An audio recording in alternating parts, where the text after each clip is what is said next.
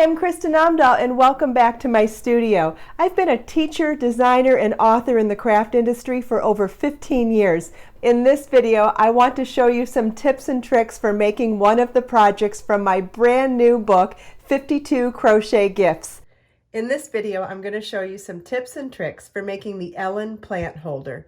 Plant holders are great space savers, bringing visual interest above your surfaces. Super quick and easy to make, they are wonderful last-minute gifts. Need 200 yards of No. 2 sport weight yarn and an F5 or 3.75 millimeter crochet hook. We'll be using Be So Serene yarn, colorway Tranquil for this project. Let's get started. This project begins with the base. We'll be working in the round. So first you want to start by tying your yarn to your crochet hook. Whether you use a slip knot or a square knot, it doesn't matter. There's no wrong way to tie your yarn to your crochet hook. And we're going to begin with a chain 5. Slip stitch to the 5th chain from your hook to form a ring. Round 1 begins with a chain 6. Which counts as a double crochet, chain 3. The first 3 chains count as the double crochet. The next 3 is a chain 3 space.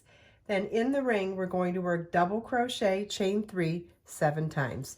Yarn over your hook, let's do that again. Yarn over your hook, insert your hook in the ring, yarn over, pull up a loop, yarn over, pull through 2 loops on your hook, yarn over, pull through 2 loops on your hook, chain 3.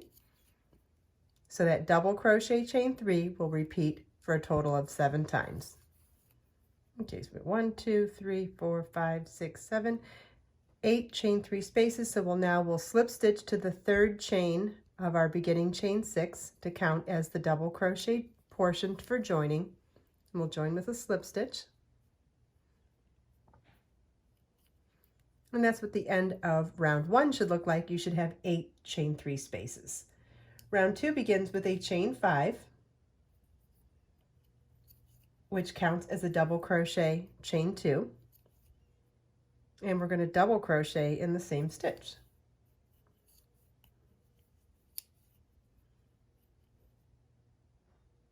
Chain 3, single crochet in the next chain 3 space, chain 3, and in the next double crochet, work double crochet, chain 2, double crochet. And our repeat around is chain 3, single crochet in the next chain 3 space, chain 3, and in the next double crochet, work double crochet, chain 2, double crochet.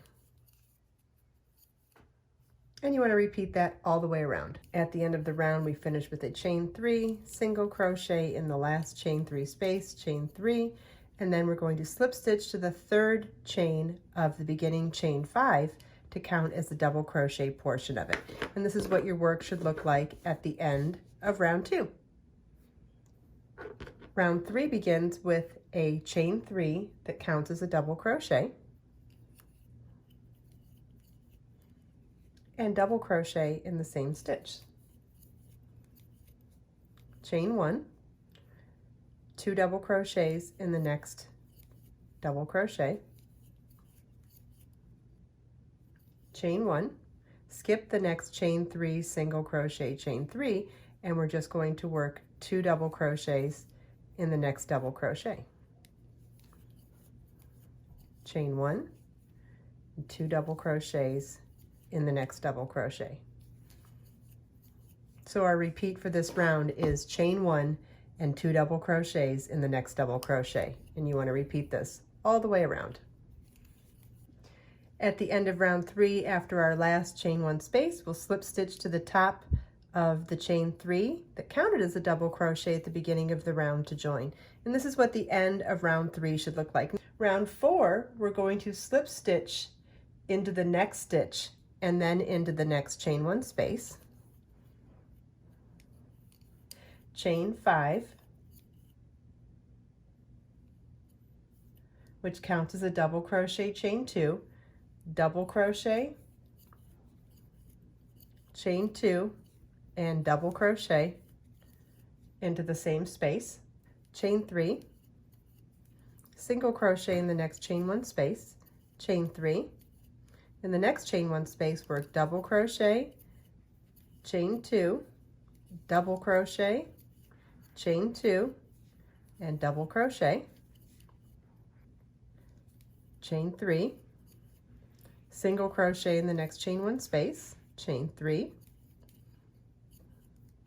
and then we'll repeat this all the way around. After the last chain 3, we'll slip stitch to the 3rd chain of the chain 5 at the beginning of the round to join. This is the last of our increase rounds for our base. For the remainder of the project, we'll be working even in the round for the walls, and you'll see that the walls will start to come up in this direction now. So for round 5, we're going to start with a chain 3, which counts as a double crochet, and we're going to work a double crochet in the same stitch, chain 1, 2 double crochets in the next double crochet,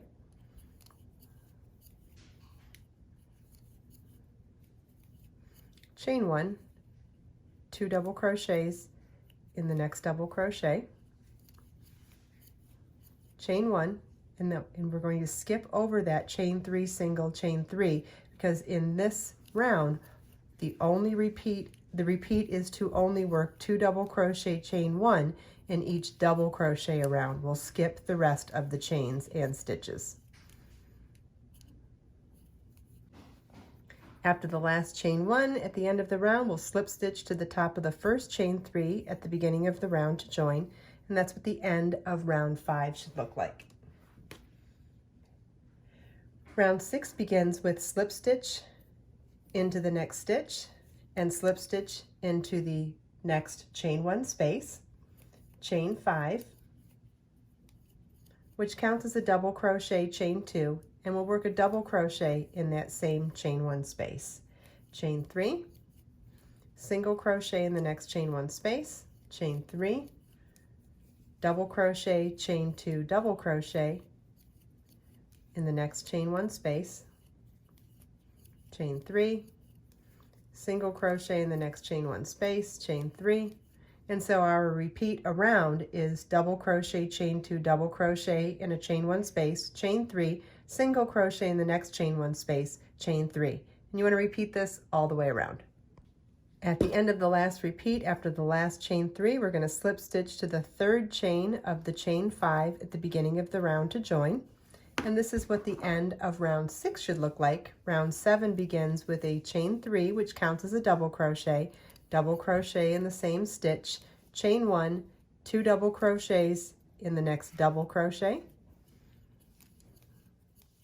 chain 1, 2 double crochets in the next double crochet, chain 1, 2 double crochets in the next double crochet, chain 1, and so we're going to repeat this all the way around. After the last chain 1, at the end of the last repeat, we will slip stitch to the top of the chain 3 at the beginning of the round to join.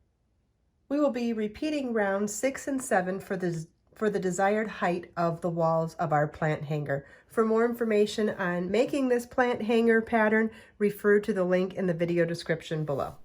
I hope you enjoyed this video. If you have any questions, please leave them for me in the comments. And don't forget, all the links from the things that we talked about in this video are available in the video description below.